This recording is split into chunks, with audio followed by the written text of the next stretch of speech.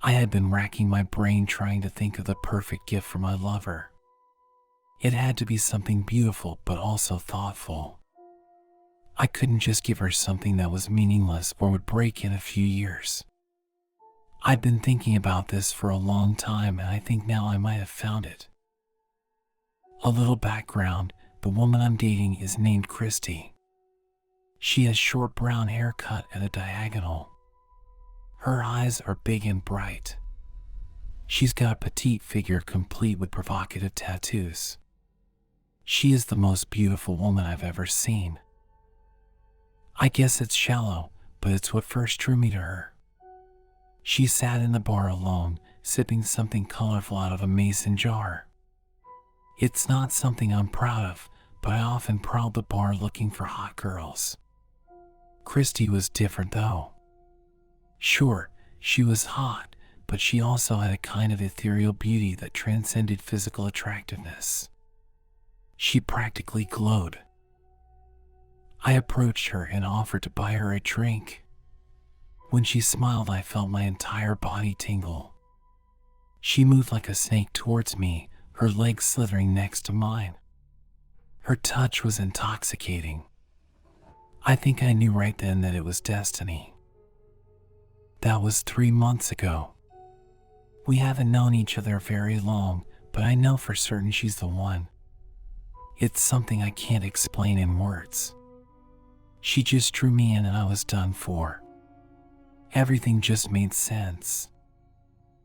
Unfortunately, we were both going to be busy on Valentine's Day, so I have to give the gift tonight. I set the mood before she gets home.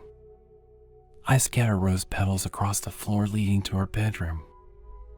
I light as many candles as I owned. I prepare the bedroom and can't help but smile as I complete the finishing touches. Christy gets to my house at 5. She is floored by the amount of effort I put into the gift. I undress her slowly, letting my fingers linger on her glowing skin. She is so excited her skin prickles to my touch. With careful hands, I tie the silk blindfold around her eyes. She is giggling. She must think I have some sort of sexy surprise for her, but the truth is the gift is so much more. I lead her into the bedroom. She keeps laughing and asking what to expect. I tease her and tell her to be patient. We enter the candlelit room. She can feel the warmth from the flames and she makes a soft cooing noise. I move her into the center and tell her to wait for me. She stands impatiently, grinning. Seeing her body in the warm light makes my heart race. I kneel down and complete the circle of salt around her. "What's taking you so long?" Christy asks in a playful tone. "I just need to finish up one last thing," I reply. The circle of salt is finished, along with 7 candles along the rim. I take my Swiss Army knife and cut my palm deep, allowing the blood to drip slowly onto the floor like a broken faucet. Christy starts wriggling. "Hey, what's going on?" I'm going to take off the blind dash. "Not yet." I didn't mean to yell, but I need her to remain still. She stops moving and wraps her arms around her chest. I go to the walk-in closet and open the door. Lying there, as she usually does, is my lover. Her wrinkled skin is so thin I have to wrap a blanket around her to keep it from tearing. She is unconscious. She has been for the past 6 months. Her gray gnarled hair snags on my fingers as I lift her carefully. I walk over to the circle. Christy is obviously uncomfortable, not that I care. As long as her body is intact, then the gift will be completed. I lay my lover down inside the circle. The flames of the candles burn hotter and a howl of wind whips through the air. Christy whimpers. I don't like this. "Shut up," I tell her. She backs up and touches my lover with her foot. She screams and rips off the blindfold. What the heck? She runs towards me but is caught by the circle of salt and falls to the floor. She stares confused at the invisible wall. Her nose bleeds slightly. I lean in closer. Don't do that again. You'll hurt yourself. Christy tries to scramble away from the body on the floor. What's going on? She is desperate. They are always desperate. I sit down on the floor, facing the two women. Christy, young and vibrant, and my lover, Abel, trapped in the dying body of an elderly woman. My excitement rises. With a stern voice I recite, she who plays the harp, who makes ashes of men. Come back, my dying love undead. Take the sow, doom her instead. Christy begins screaming. My smile flashes in the dying candlelight. She grasps at her throat as it closes.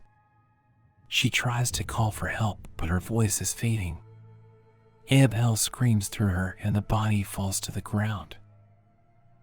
I pause a moment in the darkness. My love? Christy's eyes open with a start. She sits up and looks at me. Her smile is one I have known for thousands of years. You have done well, Abel says.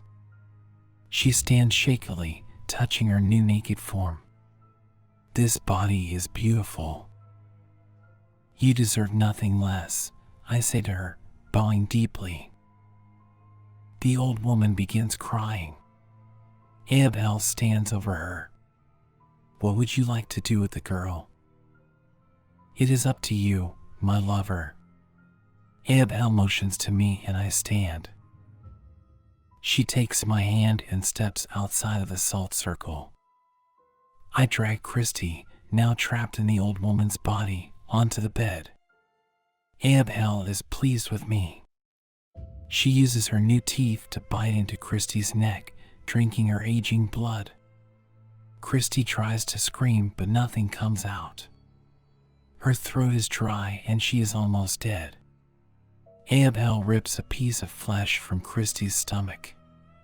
She beckons and invites me to join. Soon we are both covered in the gore that was once Christy's life. Abel takes a momentary break from her meal and strokes my face. This is a wonderful gift, she says softly.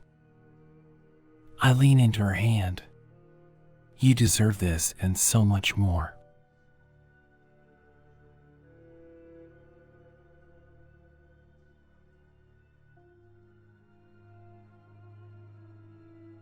I got a text when I woke up this morning.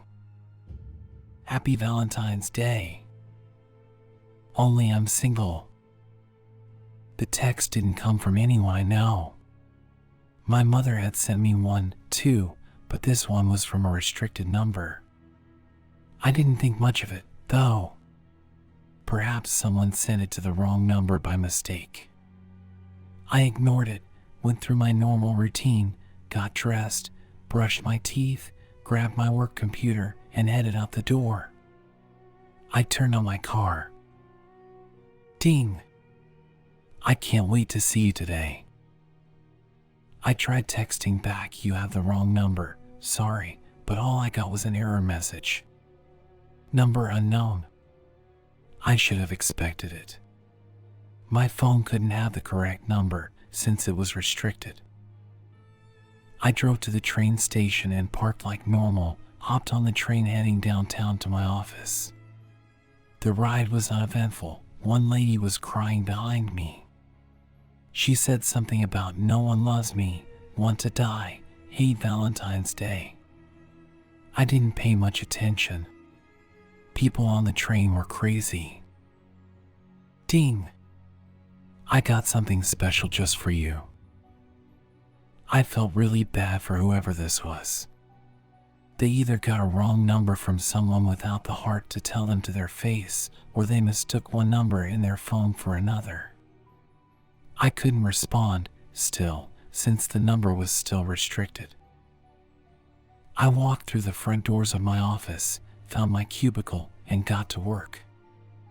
I'm usually the first person there, so I watched the crowd as they shuffled in each morning. Bob, Joe, Alice, Miranda, some girl with black hair, Tim. Wait, who was that new girl? I decided to ask Bob, one of my closest work buddies. Me, hey, Bob. Who's that new girl? The one with the black hair? Bob, oh, that's Carrie. She started on Monday. Sweet girl. You weren't introduced? Me, I was sick on Monday. She wasn't here yesterday, though. Bob, I thought she was. Maybe I'm remembering wrong. Let me introduce you. When Bob introduced me to Carrie, she looked up, smiled at me, and said Happy Valentine's Day. It wasn't cordial. It wasn't cold. It was odd. I couldn't put my finger on it, but something about the way she said it just creeped me out. That's all she said, too. Happy Valentine's Day. Then she looked back at her screen and started typing like we weren't even there. When I got back from lunch, there was a hard box of candies on my desk with a note.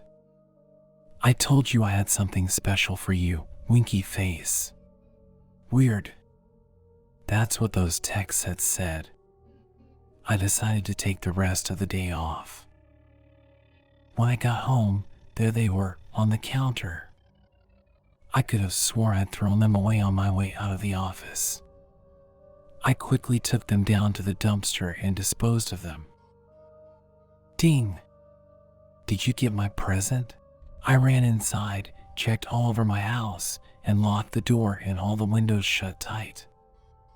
I called my mother to let her know what was going on. Mom, all the doors and windows are locked. Me, yes. Mom, okay. Take a bath and try to relax. I'm calling the cops now. Keep your phone with you. I took her advice. Mom always knew what was best. The bath did help me relax until... Ding! Every muscle in my body tensed.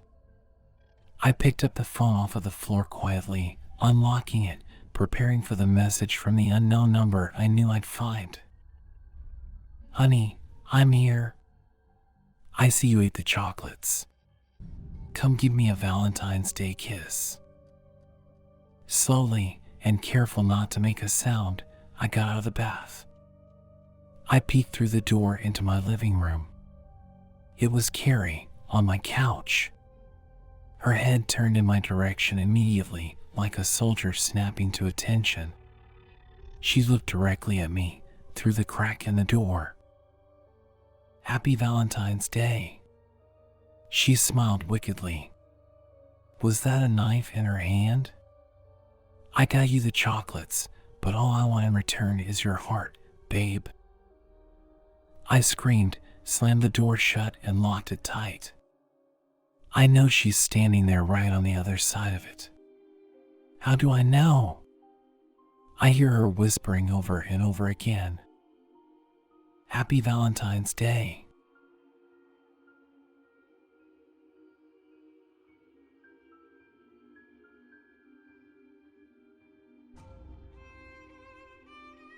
Now I guess it's true you never know who's watching you. After this incident that occurred, I had many therapy sessions and couldn't stay alone by myself because no matter how hard I tried not to think of them, they always appeared when I closed my eyes. I was 25 when this happened. I lived upstate in Michigan in a house with huge glass windows surrounded by woods. I was just looking for some fun and messing around on these dating websites to look for a Valentine, with Valentine's Day just being one day away. Later on that evening, after I made my account, and no later than an hour passed, I received many notifications from people who friend me. One individual caught my eye. I clicked on his profile, and he was a very attractive man named John.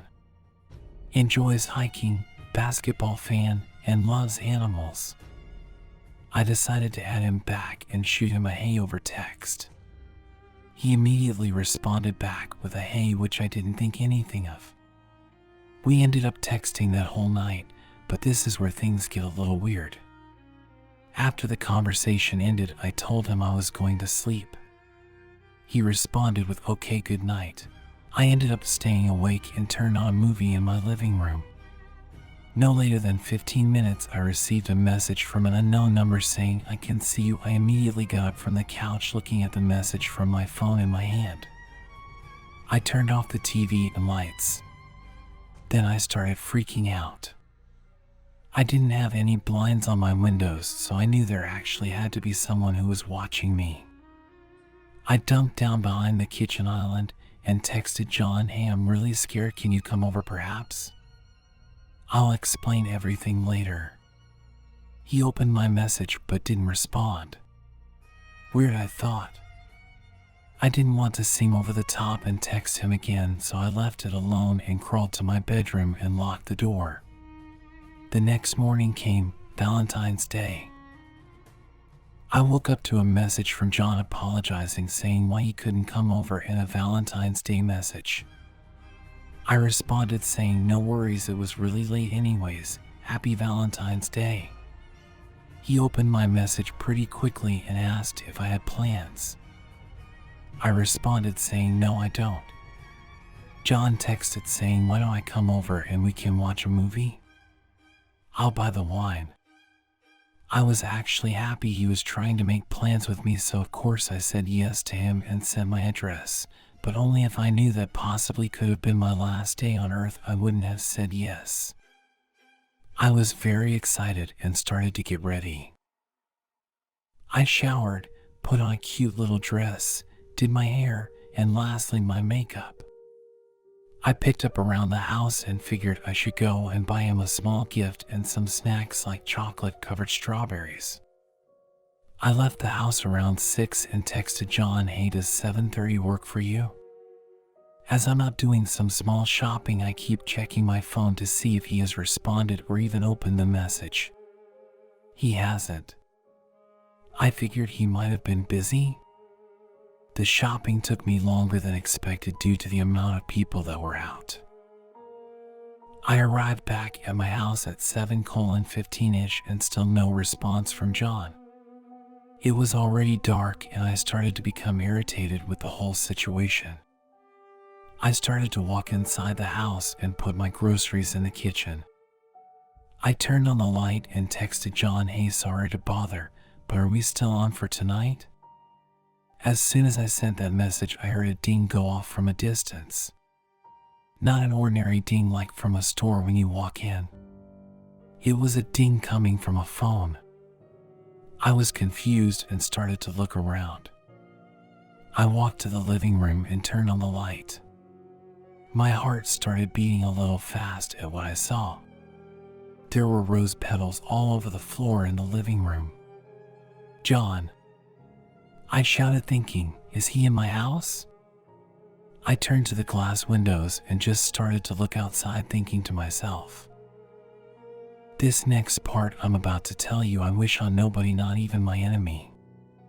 As I'm looking outside, I see a figure from the window reflection coming out from the hallway leading to the living room. I was shocked and just stared at the reflection of this figure coming my way. As it's getting closer to me, I see it's wearing a mask. That's when I turned my whole body and saw him. He was huge, 6 feet 5 inches maybe? I don't know. He had a horrifying mask that looked like a skull but with blood on it. My heart sank and eyes started to tear up.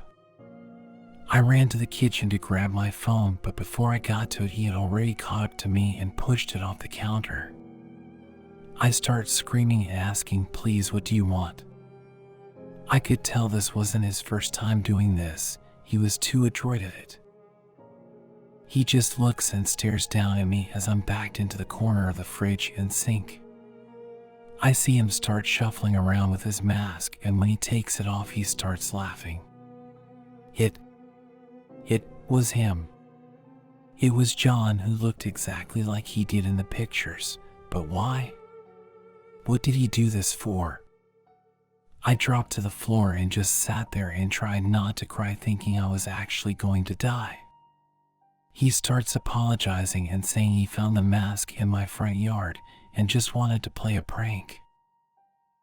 I was furious and disturbed about the whole situation that I wasn't trying to listen to what he was saying. A few minutes passed from straight silence, till I processed what he said about the mask. The mask was in my yard? I said I was very confused, knowing I don't own any Halloween masks. John responded saying, yeah, it was in your yard by the door. I figured you were home cause there was an SUV in your driveway. I thought to myself, something isn't adding up here. Did you drive here?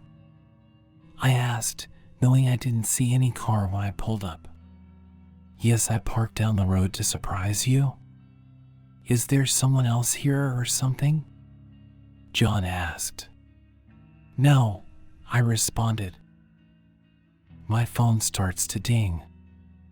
I looked around and didn't see it till I remembered it was on the other side of the kitchen. It dings again. I rush over to it and see 2 new messages from the unknown number. When I opened the text fully, it said, "Who's the man you're with right now?" And the last message was an attachment. I clicked the image and it was a picture of John standing up in the kitchen across from me. Oh my God, we're being watched. I shouted and I showed John my phone, and he had a look on his face. Hurry, we need to leave, John says. He grabs a knife from the drawer and goes first to the front door, looking through the peephole with me behind him. Ding. I heard my phone go off, but realized I left it on the counter. John opens the door and starts yelling in a lower voice, "We need to go right now." Before I reached the counter, there was a huge bang. I stopped and looked at John. What was that? John turns away from the door as it's still open and goes, "Call the police now." Before I turned around, I saw a man standing right behind John. He was scary looking with a hood on and a sharp object in his hand, but this man didn't look human. It was the way he moved. I scream at John, "Behind you." He turns around and they meet face to face. John starts backing up and screams at me to run. As I turned to start running, there was another man with an axe in his hands. "John?" I said in a quavering voice. He turns around and sees the other man. "What the hell is happening?" John yells. He grabs me closer to him and stands in front of me. The men start approaching us. John steps forwards and starts swinging the knife. I turn around to the drawer behind me to grab a knife, but as soon as I do, I feel the sharpness dig into my lower back. I scream in agony and fall to the ground. As I'm laying there struggling to breathe, I see John putting up a good fight with the man in the hoodie till the other guy comes behind and stabs him in the back. John continues trying but ends up falling to the ground. The men look over at us, and one of them says in a demonic voice, "I've enjoyed watching you through the dating websites."